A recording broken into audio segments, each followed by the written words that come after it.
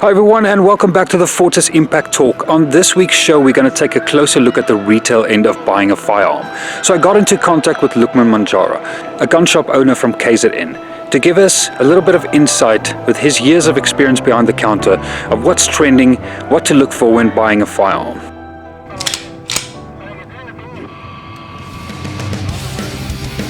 And it's a hard conversation to have. Not everybody can just get on a plane and leave. People just think proactive, just not reactive.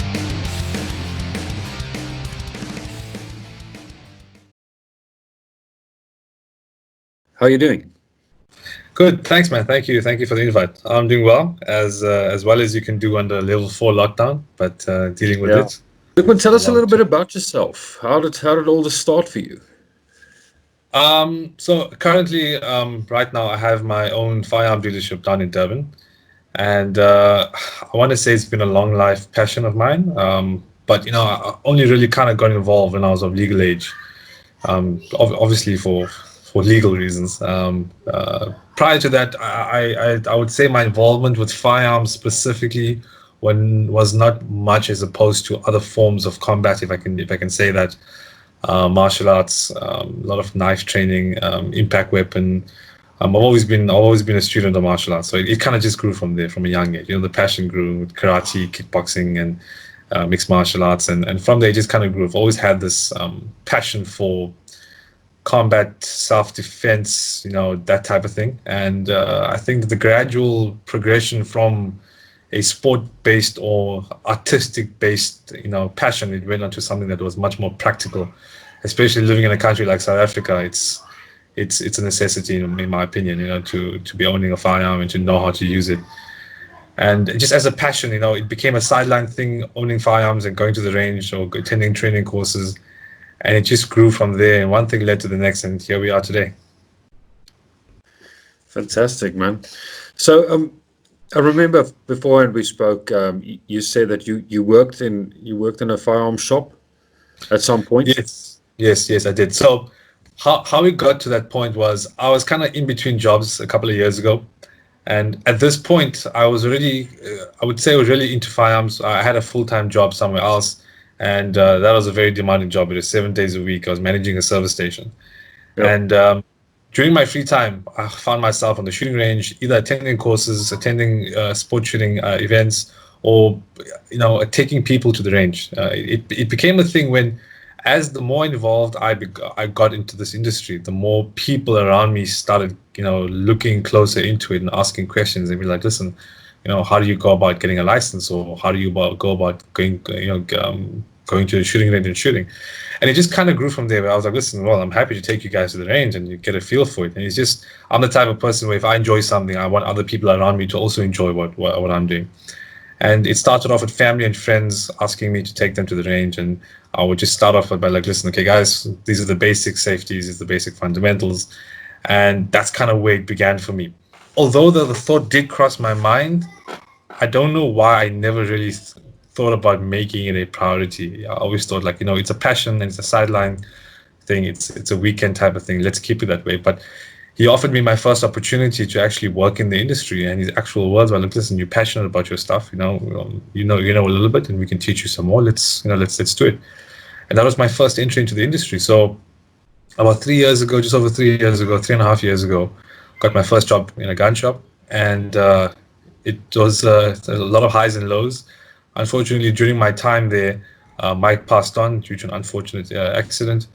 But I stayed on, and shortly after that, I decided, listen, I think maybe it's time for me to leave. And from there onwards, I began the process of going my own way and paving my own path. And it's a long road to get here, but got here eventually. And learned a lot in the industry, meeting people, learning about the networks, learning about the products, learning about the suppliers, learning about the clients, learning about what people are looking for, learning about what the people needs are, and kind of just putting it all together. There's the sales side, there's the training side, and just merging all of it together was a nice thing for me to see it all kind of grow into one. Well, you also do training at this point. Well, not now, but you're also involved in giving fundamentals training on firearms. Yes, I do. So during my time working at the shop, I was fortunate enough to attend an instructor's course up in Joburg. So I've got the official qualification for whatever it's worth as an instructor. Like I said, prior to my official qualification, I was taking people to the range. I was teaching people and making people more aware of these type of things. But it was really beneficial for me to actually go on a course where they actually teach you methods on how to teach people. They teach you techniques. They actually it pushes your skill level to a certain point. So if you have to be at a certain skill level to be able to teach another person, for anything, not just firearm related, you have to be at a certain level. So learning techniques on how to teach people, learning the theoretical side of education, pushing yourself physically in terms of your own skill levels, it was quite good. After getting that instructor qualification, it really added a lot of perspective in terms of how I would go about teaching. And from then onwards, I would continue teaching, and it then grew into something where I said, I think it's about time I actually put something official down, because up until this point, it was a lot of just taking people to the range who were mostly first-time shooters, and I would allow them the opportunity to shoot different types of weapons. Now, most of these people who were coming with me, or family, or friends, or even friends of friends, they considered this visit to the shooting range almost like an extreme sport. People would do something like bungee jumping or skydiving, and this was something that was an extreme sport to them. A few of them would take it on further, but most of them were like, listen, okay, we'll do this once and get a feel for it. But it broke a lot of barriers. A lot of these people, I've had people come up to me and say, listen, prior to this, we had a lot of negative stereotypes about gun owners, about firearms themselves, obviously brought upon by media, brought upon by movies, brought upon by, just in general, people's own stigmas that they build up within their own mind, people within the community. And living in a country like South Africa, when we talk about crime and everybody being affected, it's kind of, people find it hard to differentiate between legal gun owners and illegal gun owners, not for any fault on our part. It's just that, once they've made something a villain, that's the villain. The gun is the villain, and they don't look deeper into it and understand there's actually more to it than just that. So people have come onto my course saying, listen, you've actually opened my eyes a little bit. And from here, it just kind of grew. And I decided, maybe it's time I put something on paper and actually offer training courses tailored for gun owners, specifically adhering to firearms. Now, in terms of my background and how I got into firearms, I've always had that defensive mindset, if I can call it that. And there are three different sectors within the firearm industry that exist, and the three ways which you can license a firearm. So one is obviously the most popular, being self-defense. The second is sport shooting, and the third is hunting. And all are kind of are related in some instances, but they're also independent in other instances. So I've always been the more defensive side. So anything that I do has always had that, that intention behind it. Even if I was involved in sport shooting and everything else, it was always with the mindset of improving myself from a defensive standpoint. Yes, we can get into hours-long arguments about sport shooting versus the real world and so on and so forth. But I've always been an advocate of training is better than no training, and your intention and how you decide to use that training will always determine how beneficial the training is for you. So having attended numerous tactical defensive training courses, for lack of a better term, which is structured very differently to a sports shooting event, the outcomes and your outcomes and your objectives are very different to a sports shooting event. But it is, once again, you take what's necessary and discard what's not. So having attended a lot of these and having attended sports shooting events and a few times actually competed, when I say competed, attended shoots that were of a higher nature to see the skill level of other guys, there were certain things that I picked up where I said, here are people who are quite serious about shooting, and a few of them were actually lacking certain things. When I say lacking, I'm talking about guys who may even be better shooters than me, but they could have been even better than what they were based on certain factors.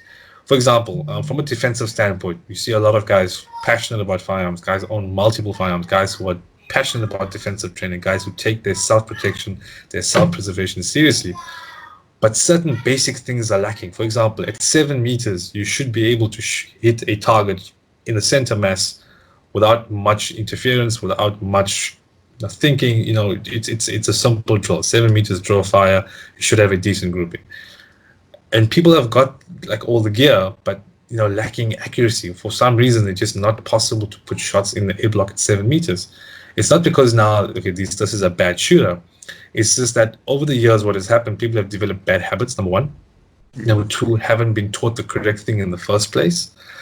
Or number three is just that they know what to do. They've got everything. They've had the training. They've got the solid grounding, but they just fail to implement it properly.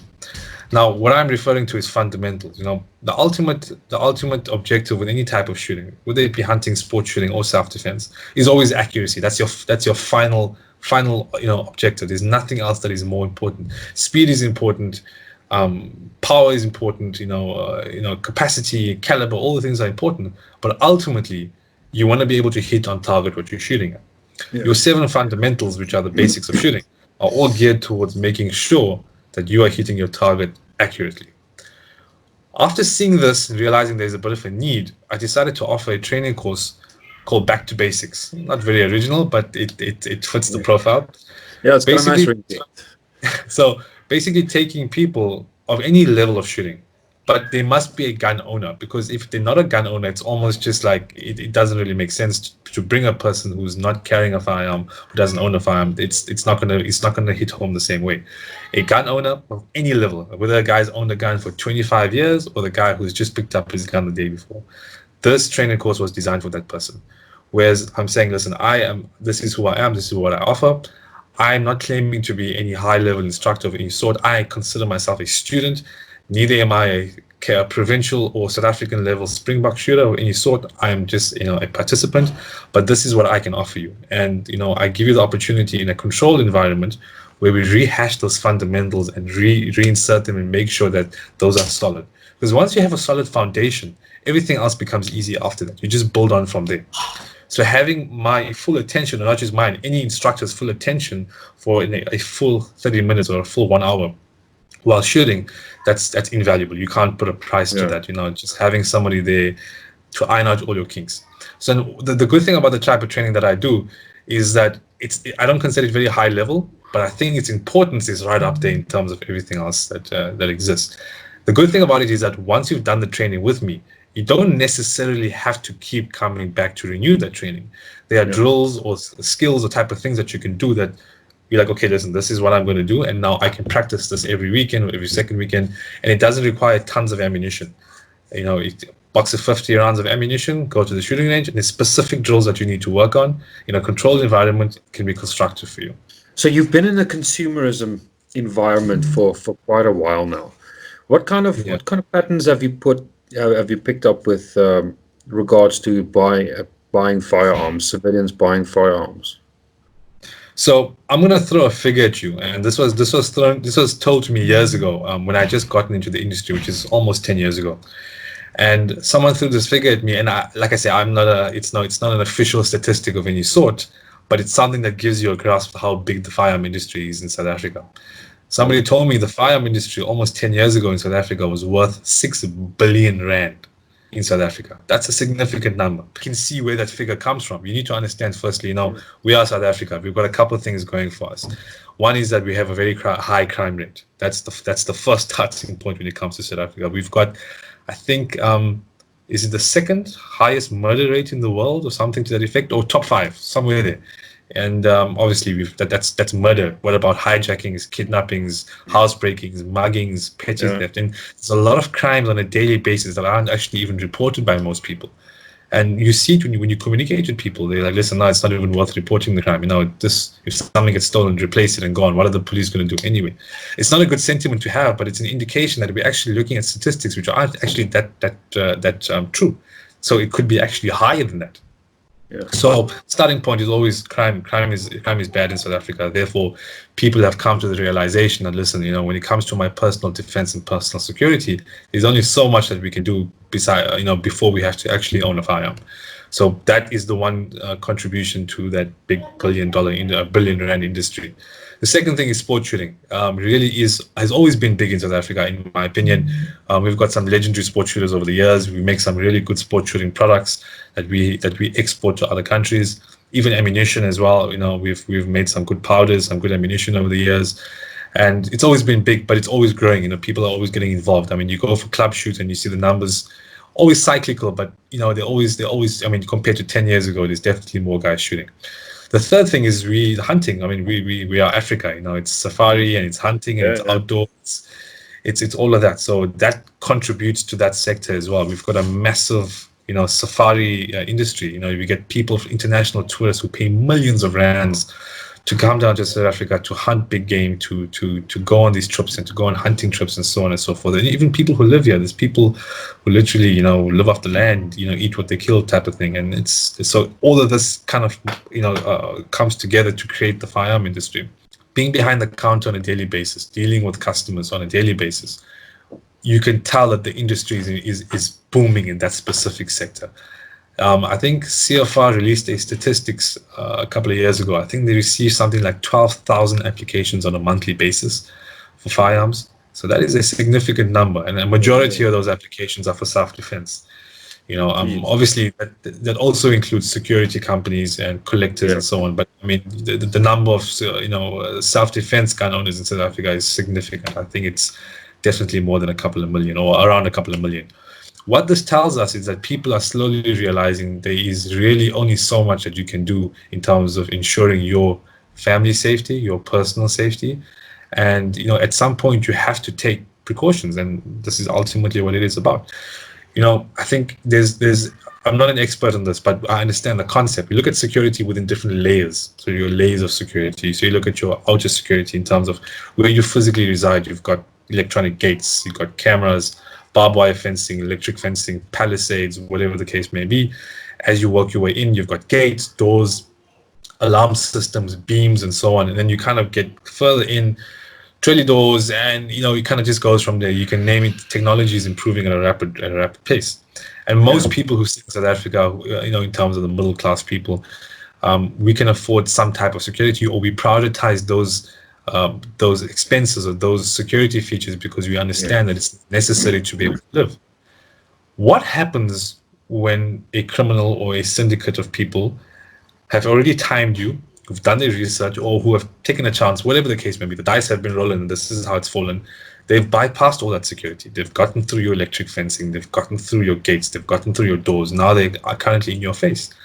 The police, let's not get into that. I don't want to badmouth the police, but the reality is that, I mean, what is the response called these days? 45 minutes or something to that effect. So it's ridiculous. So you can't rely on that. Security companies as well. I mean, they can be there within minutes, but within minutes, a lot of things can happen.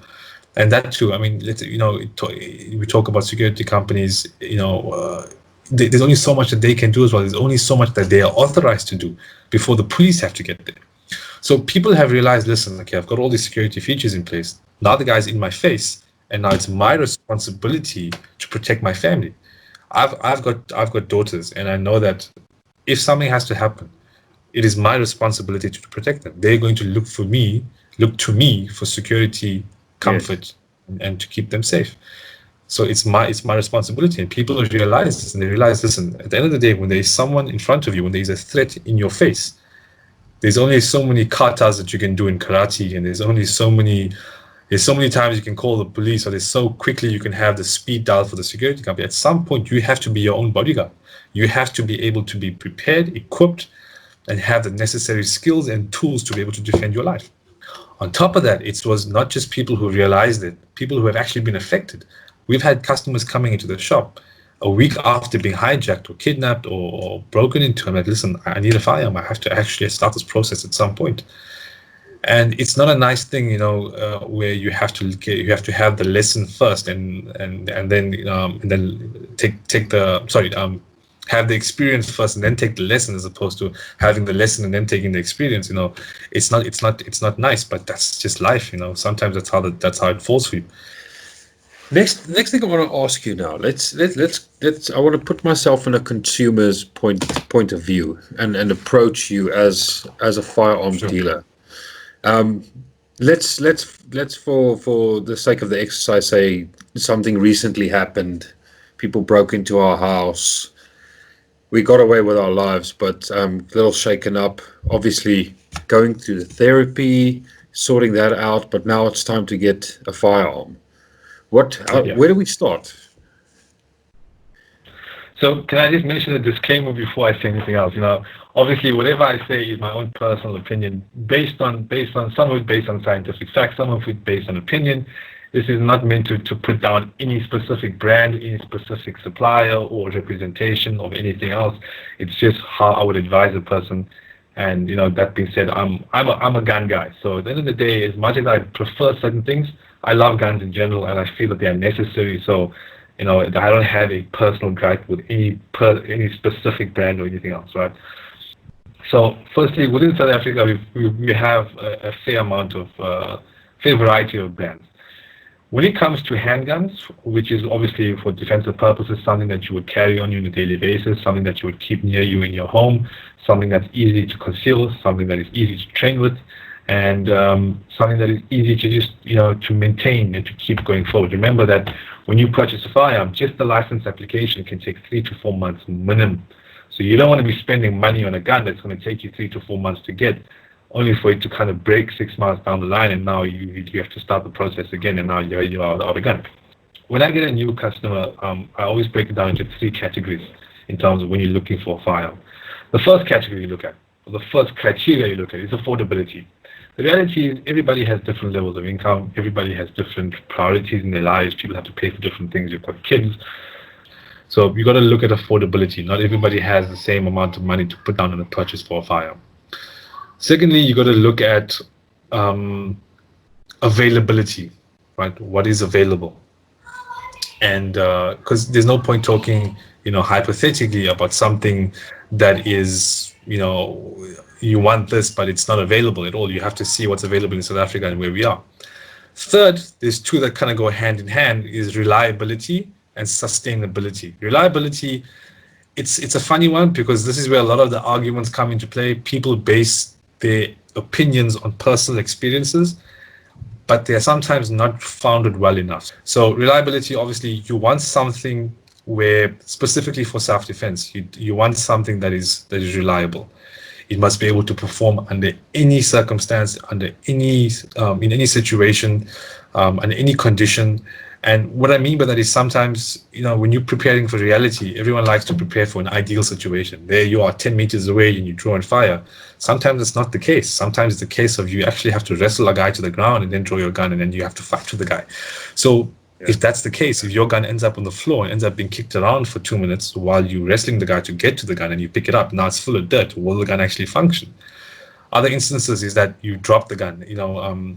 Does the gun have the necessary safeties to ensure that if you're carrying one in the chamber, the gun's not going to accidentally go off on its own and cause unnecessary harm?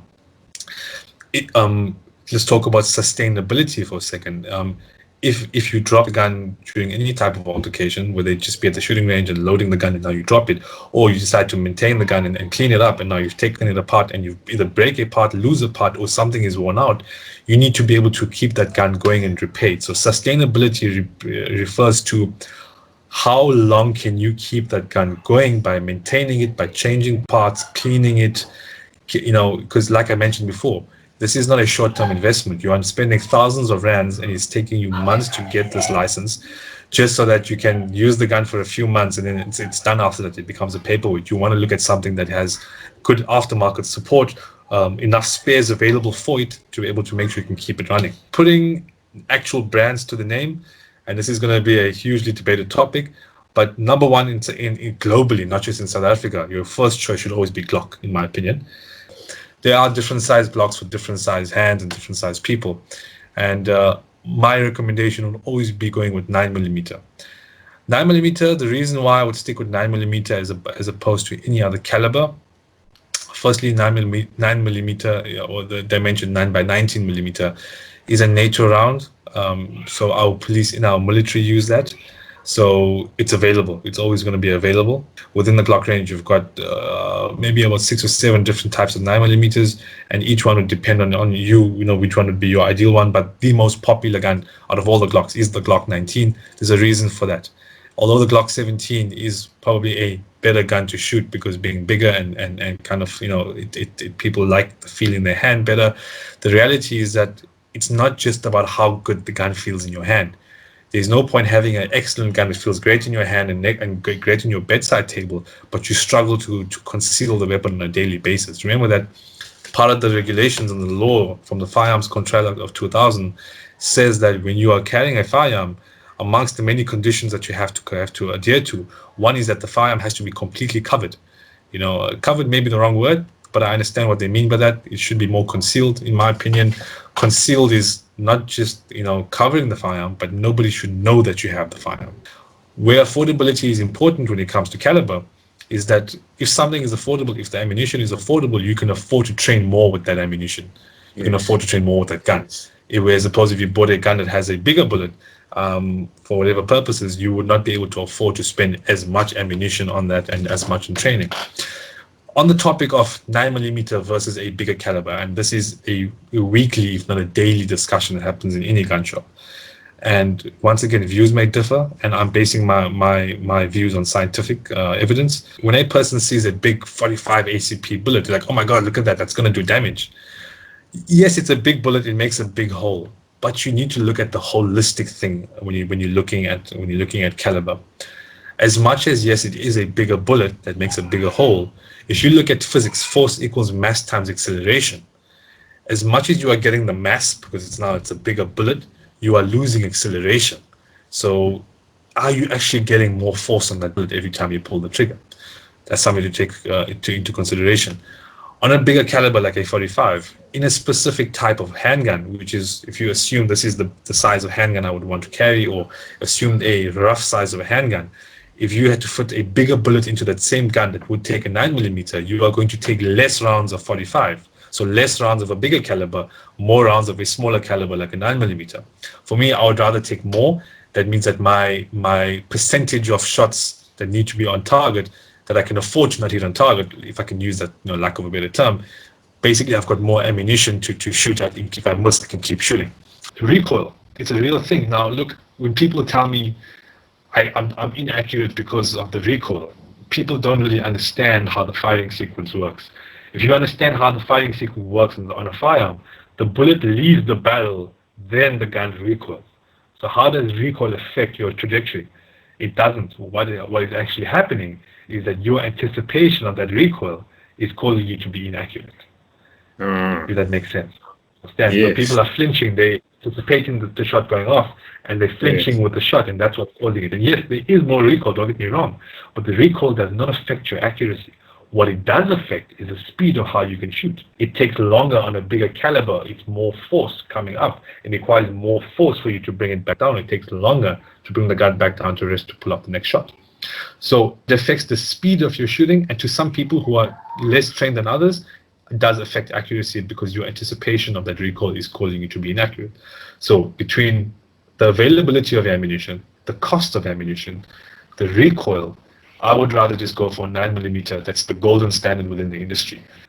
One more box that they do tick, and this is where they really take the pie, in South Africa specifically, is the availability of spares and accessories for the firearm.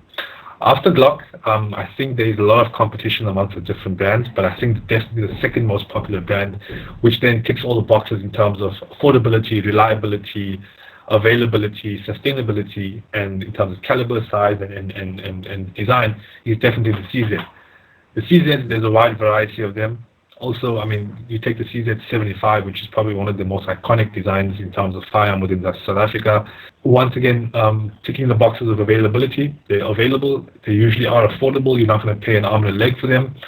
In terms of reliability, they're definitely reliable. CZ don't make bad guns. So that you've got your Smith & Wessons, your Berettas, Canik, Gerson, and then probably after that you're going to get your Tauruses, and maybe your other small branded guns within the industry. But Beretta, Smith, and Canik, Beretta, obviously Italian or US, depending where we're getting them from. Great weapons. Beretta, I think, are actually the oldest firearms manufacturers in the world at the moment that are still operational. So yeah, I forgot to mention another one. Sig Sauer. Sig Sauer also very good guns. Recently won a US military contract for the chosen sidearm for the US soldiers. Look, there are probably political reasons for that as well, but they're not crap guns. Things for Smith & Wesson, definitely a good make. Spares magazines are available. Can be a little bit more expensive, but definitely something that you can find is, I think a couple of guys who represent Smith & Wesson in South Africa. Then there is Canik. Canik is also a good make. Canik is Turkish, just like Gershon or Gerson, depending how you want to say it. They really found themselves within the market being within a well affordable range. but each brand kind of understands its position within the market, and each has a new product that will always try and challenge the next one. And remember, at the end of the day, as much as we advise customers on what guns to buy and which way to go with everything, it also depends a lot on your preferences, and it's just a tool. As long as the tool works for the purposes that you are intending for it to work, that's sufficient. It doesn't have to be necessarily something that's very fancy or something that you have to show off to your friends or whatever it is. It's a tool that needs to suffice for whatever purposes that you need for it. So as long as you are able to use it confidently, effectively, efficiently, and you are able to train with it on a regular basis, you've ticked all the boxes, and that's kind of how I would advise people in terms of what weapons to buy. Luqman, thank you very much for your time and all the value that you've added into this video. I really, really appreciate it. You're more than welcome. Thank you. Thank you for inviting me. Thank you for the opportunity.